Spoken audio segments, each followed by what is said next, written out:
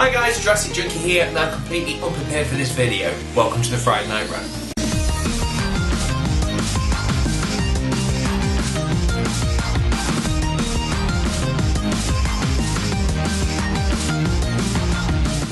So hello, first of all I need to say that this Friday Night Rant is probably going to be smaller than the normal one, simply because I've just walked through the door and I've got to speak to the camera now, got to edit it, send some naughty words out and upload it before it turns to a Saturday morning rant. So as always then, non-alcoholic, again, I'm sorry, but again, I've just walked in through the door, nothing I can do, and I am drinking a Fresca, so nice, refreshing, but let's crack on with what I've got to talk about. So the first thing I want to actually mention is a tiny bit of Dayz news, and I know a lot of people are probably getting bored of me banging on about Dayz, but one thing I wanted to mention is the guy who's actually creating it, called Rocket, has done a bit of conference over the last week, and I watched the video, and what he was actually mentioning is they are contemplating putting Dayz into a standalone game instead of it just being a mod. Now that would be absolutely awesome, because obviously, one, then they can actually sell it. I don't know if it's going to be free or subscription or however it works, but it does mean that they can actually start earning some money, and at the moment the only people earning money is armour sales, so it would be great to see them get some cash, and at the same time it means if they get cash they can actually grow, and if they grow they can perhaps look at making a port to the consoles, and then everybody can get a taste of this great game. So I think actually making it standalone will be absolutely awesome, but if you think, oh, that's good news, I'll probably wait for it, it could be a long wait, because like I said, the development team is very small at the moment, we're still in alpha, and there's lots of bugs, and another thing I just want to mention, if anyone's thinking about buying it, it took us about an hour and a half the other night to connect to a server, so there is a lot of issues with this game still at the moment, so don't be expecting to see this on the shelf anytime soon. While we're talking about games on shelves and whatnot, has very loosely tied to what I'm going to talk about now, but it is our good friend Nintendo. I want to have a little moan about Nintendo. Now, I had a bash about these not too long ago. It was talking about that you couldn't play Endless Ocean or Monster Hunter, which are supposed to be games that have the ability for you to play online with your friends. But both of these games didn't work on the Wii if your friend was outside of your country. Now, it doesn't state this on the box, and it annoyed us, and Joe was trying to play with Dog in My Lens, that's my phone. That's not a name, but her name is Dog in My Lens, and that was my phone. But Dog in My Lens, yeah, tried to connect to Joe. She's in Canada, Joe's in that back room, and they couldn't connect to each other, so they phoned up Nintendo. Bit of a moan, but I personally moaned about it, but I actually thought, hopefully, Nintendo will get this right when it comes down to like the Wii U, you know what I mean, the next set of stuff, so we can kind of forget a mistake they made on the Wii. The problem is, the 3DS is a new console, and you would expect them to not have this issue. But sadly, they still do. Now, first of all, I know not everybody's going to be running out playing Harvest Moon, but Joe's tried to play Harvest Moon against, again, Holly in Canada, and they can't. But the thing that annoys me, and I'm not saying it's obviously, oh, you can't play Harvest Moon, the problem that really annoys me on the back, it simply just says all you need is a 3DS and the internet to actually be able to play online. And the logo is a picture of the globe, implying you can play with anyone around the world if they're very close to you, which annoys me. So I just wish on the back it would, or even on the front, it would just simply say you can play co-op with people in your region kind of thing, and not actually just say, yeah, look, there's a big globe, you can play anybody. There you go. And it's very annoying because obviously Joe actually did have Mario Tennis, and she sold that now. Mario Tennis as well. You cannot connect Mario Tennis from the UK to people in America, which is just absolutely stupid. I don't know why they've done it. But yet you've got Mario Kart, that worked like a dream. So it makes it hard for people to actually work out what has got this issue and what hasn't. So the problem that is really, so everyone in the UK has got this game at the moment, which is Heroes of Ruin, and Joe absolutely loves it. And again, Holly now wants to actually pick it up, but it's coming out this week in Canada.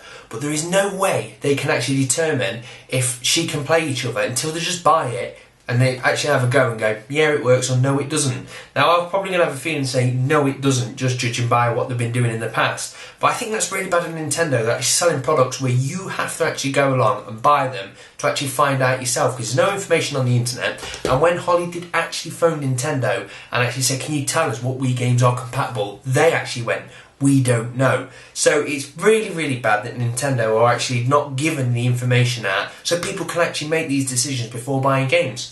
But I'm going to leave that there because, like I said, time is short. There you go, Nintendo, sort yourself out, and if you're going to do this, tell us. So, next piece of information, OUYA, which is the new console coming out. I spoke about it last week, but the OUYA is going to be the Android-based square block of a console. So, as I said, it's supposed to be coming out for $99. And a bit more information is coming about it this week. And the thing is, it was saying that obviously on Kickstarter, they was asking just slightly under £1 million, or $1 million even, to actually start this off. And I was reading a few articles, and it sounds like they didn't necessarily need the money more than anything. They wanted to prove that there was actually a following. People would want this console, so they went, obviously money's good, everybody wants to start off with some money, that always helps. But I thought, if we go on Kickstarter and we can see how many people want this, we can actually show to developers, you know what I mean? We're making this console and people actually want it. And surprisingly enough, I've just checked it just before opening this video, and they wanted just under 1 billion. 1 billion! No, I got that wrong. They just wanted $1 million, and at the moment they're on just under $5 million, and I think they've got 26 days left. So it wouldn't actually surprise me if this can pull in 10 million before it actually ends, which is just crazy. And the reason for it is obviously it says it's going to be designed so you can hack it straight away, you can put your own brew software on there. It also says if you root the actual console, you don't void your warranty, which is awesome. And the actual console comes with standard screws, so they want you to open it up and have a play inside and mod away. So everything is just great, and that's why people want it. There's been a few people actually talking about the pros and cons of this, because obviously with it being rooted means people can just get emulators, stick that on there. If there's an illegal live stream of a sports game, you can just put some software on there and just stream it. And to me, I think let people do that, because the thing is they're going to probably do it on the PC anyway, so let them have a console to tinker around with, you know what I mean? If they've paid that money for a console, let them do what they want with it. If it's illegal or not, you ain't got to worry about it. The people that's committing the crime as such in their own house, they can worry about it. So yeah, I think they should let people do what they want on this actual console.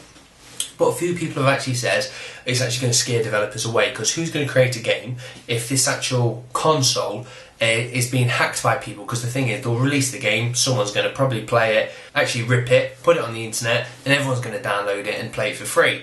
Now, there's a few people saying no, this won't happen and that won't happen, but my major thing is these games aren't massive gigantic games. Some of them may be, but the thing is most of them are just like small fun Android based games. And the thing that's actually surprised me is I've actually spent quite a lot on Android apps on my phone, and the reason I do it is because a lot of them sit there at around about 50 pence and 99 pence. Now you don't have to think twice when something's so cheap. If you just look at something and go, I want that, and then you look and you go, it's 99p, you don't even think, you just go, I'll just get that. It's only £1, you know what I mean? I'm not going to feel the difference in that. And I think that's why Android is so successful, especially obviously Apple as well with the iPhones. But I think tiny transactions are brilliant because you don't notice them, and they're very soon manned up. And I think obviously that's awesome, and that also applies really for Steam. I've been buying lots of stuff on Steam, and for instance Portal's come out in the summer sale and that's about £3 or £4. I think I won't notice that. Deus Ex is on there, it's about £5. I won't really notice that. So by giving so tiny prices means you lap lots of it up because you won't ever notice. And I think that's why this actual console is going to do so good. And I also think that's why digital content don't do so well on things like the Xbox or the PlayStation 3, because you do notice big things when they say, can we have £20 or £30 for these games? You actually feel that. But if they start skimming out the odd £2-3 game, you just be like, yeah, I'll have that, a bit of this, the bank won't really notice I'm having all these little tiny transactions. So I think Microsoft and PlayStation, I've said it a million times, need to just drop the digital price. And at the same time, this OUYA console, I actually hope it's going to be really successful, and I'm dead excited about it now, and I can't wait to see more information. So I think that's it, we're practically there. So the last thing I just want to talk about is I did just mention Steam, so staying on the word of Steam, is Steam's done something else this week that made me go, I love you Steam. What it is, so the thing is, obviously people create games and then they go to Steam and say, look, we made this game, would you please publish it? And then it will go out and make us lots of money. But the thing is, people send the games in, they'll actually look at it and go, no, we can't have that because it's glitchy, or, you know what I mean, you've done the wrong thing, blah, blah, blah. Back it goes, submit it to again when it's actually a bit better. And obviously you've got millions of people submitting loads of things, and what they've actually said is sometimes they actually put a bit of a crap game out there, but there is a gem there, or there is a massive following of people who want this particular game, and they'll go, no, and chuck that to a side. So what they're saying now is, no, we aren't going to actually sit here and actually determine what games we sell. You are. So what they're doing now is a thing called green light, which is so simple that you go on there, you put your game name, you actually put your images, your video on there, and people simply go on there and vote. If they want this game, they just say green light, and that's it. Then they'll look how many people want that particular game. They'll say, let's have a look at it. Yep, that's okay to publish. And out it goes. Which I think is absolutely awesome now. So if somebody actually creates a game and it has got that backing, they haven't got to worry about too much of trying to actually get Steam to see it. They can just say to all the followers on Twitter or on the blog or whatever it is, everyone vote on the green light now, and this can get pushed through a bit quicker, which I think is awesome for actual indie developers now. So yeah, Steam, you've done something else that made me happy. Apart from you put your summer sale on now, and I've got to start buying things. But like I said, they are small, tiny transactions, and I won't notice until I look at the end of the month and go, God, that was a lot of tiny transactions. That's it, guys. I'm just going to leave you with a question of the week, which is simply about the OUYA console, and that is, do you think it is a good idea that they're actually saying, here it is, hack the hell out of it, do what you want? Because I've read mixed things on the internet. Most people say, yeah, it's good, because obviously everybody else won't let you touch the console, so it's nice to have something different and refreshing where they can say, do what you want. But do you think it's a good idea to just let people do what they want and put illegal software on a console? So that's it, guys. I've got 2 more days and 2 more nights of work to go, which is awesome. But I have got a Dayz video I shall be chucking up tomorrow as well, if you are interested in it. So thank you very much for watching, guys. Cheers. Bye.